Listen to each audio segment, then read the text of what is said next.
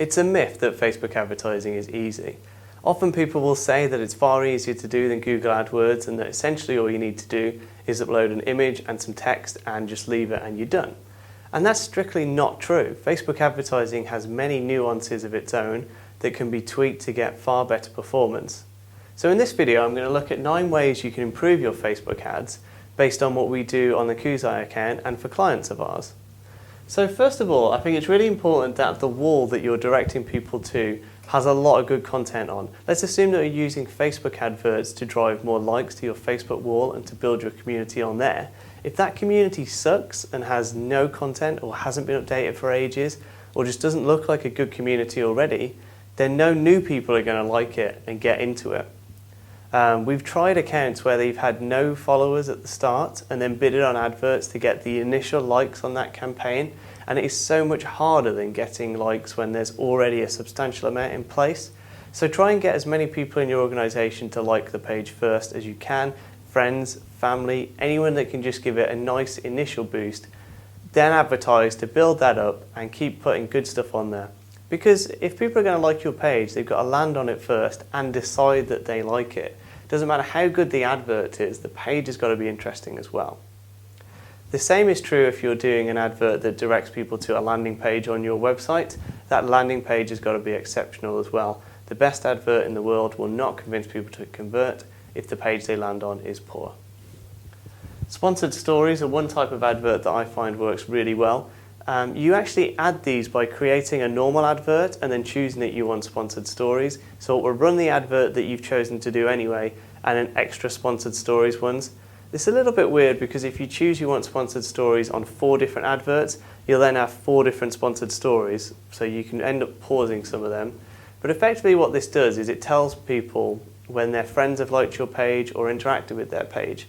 This is really good in our case because if there's people in a community who are friends with each other, then it's very likely that they'll see that their friends like product X and that they should like it as well. Or if it's a well-known product that has a wide reach like Coca-Cola, then everybody's heard of that and it's very likely that some of their friends would have liked the page, therefore they might want to like it as well. So sponsored stories are great for products that have a wide-scale reach or tightly knit communities who all get on with each other.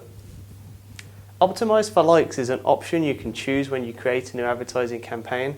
Annoyingly, if you edit an existing campaign now, you can't then choose to optimize it for likes, so you have to duplicate that campaign and pick that setting. What this does is it means that Facebook will try and present your advert to the types of people who have liked it in the past and what it predicts will like it in the future. Every time I've tested optimizing for likes, it's generated an increase in likes on the page that we're targeting. Even if I change no other factors, just ticking that does work really well. Unlike AdWords, where I've ticked some things before like optimize for conversions and it's had no effect or a negative effect, optimize for likes works exceptionally well for Facebook and I'd recommend ticking it. The other thing optimize for likes that you do is show your adverts in the newsfeed. So typically your adverts would appear on the right hand side of Facebook and they're about that size. Whereas if you optimize for the newsfeed, your adverts are about that size. They're like 2 to 3 times the size they would be tucked over here. And obviously people have advert blindness to this area, whereas actually appearing in people's newsfeeds means you get far more visibility. The same with sponsored stories, they also appear in the newsfeed, but this actually allows you to present the specific advert copy and image that you want. The only downside is that your image that before was a nice square shape will now become a rectangle, will be cropped at the top and the bottom, but you can edit how that image will look on appearing in news feeds.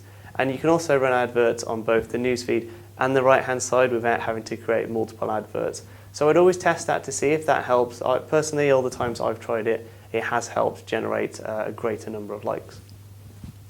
Test adverts with faces. This is one of the first pieces of advice I ever got. My Facebook advert rep told it to me. One of my friends told it me who'd used Facebook advertising. And as someone who's tested it a fair amount, I can say that it is very, very true that adverts with faces do generate a higher click-through rate than those without. Pretty much the only thing that will generate a higher click-through rate is when you use memes or things that are in the public domain. But obviously there's copyright issues there that can cause problems. So we try and stay away from using copyrighted images or memes and things like that because it's never a totally safe practice and there are risks to it. Whereas faces, that could be your employees' faces, your customers, people who've given you testimonials. If a celebrity has endorsed your brand, obviously if you've got permission to use that kind of thing. Products of the brand work really well if it's an iconic product as well. Or if you've used your product in a different kind of setting, like Oreo do with their custom images of Oreos in fun settings. They use them on social media all the time. That would work really well as an advert as well. Change the adverts frequently. We found that after 1 to 2 months, people tend to get bored of adverts, especially if you're targeting a narrow pool of people. Even your best performing advert will start to decline in performance after a few months. That's certainly my experience. If you're targeting a really wide area of people, so they won't have seen it multiple times, then perhaps you could run it for longer. But in our case, we tend to run adverts on a smaller pool, and they will get overexposed to those adverts rather quickly, in which case changing them can have a really positive effect. It doesn't necessarily matter what you change them to sometimes. I found just changing them in any way can have an improvement, which is really weird. You'd think your best performing advert will always be good for you. Like in AdWords, that would definitely be the case. Your best performing adverts will continue to work well over time. But it's just not true with Facebook. People just get bored of seeing the same images and text combos. So be sure to change them as regularly as you can.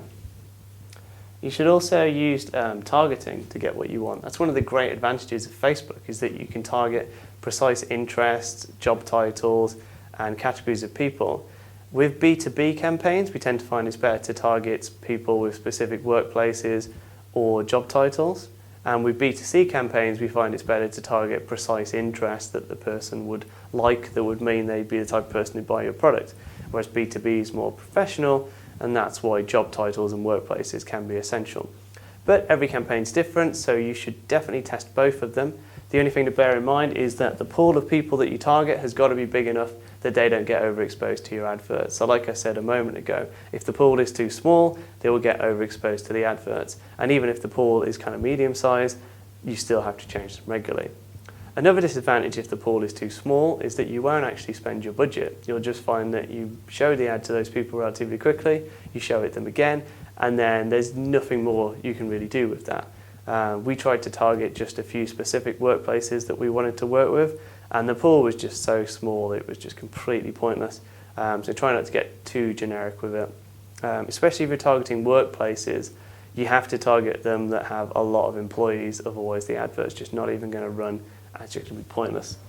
And the last thing to do is to exclude existing likes. So once somebody has liked your page, make it so that they are excluded from the adverts in the future. Personally, that seems to work good for us because we don't like paying for people who've already liked the page, and that's the primary goal. Obviously, if your goal is to get people seeing your brand over and over, then you might not want to do that. But specifically, if you're trying to reduce spend and increase the effectiveness of your account, then that's a simple win to do, is just to turn that feature off.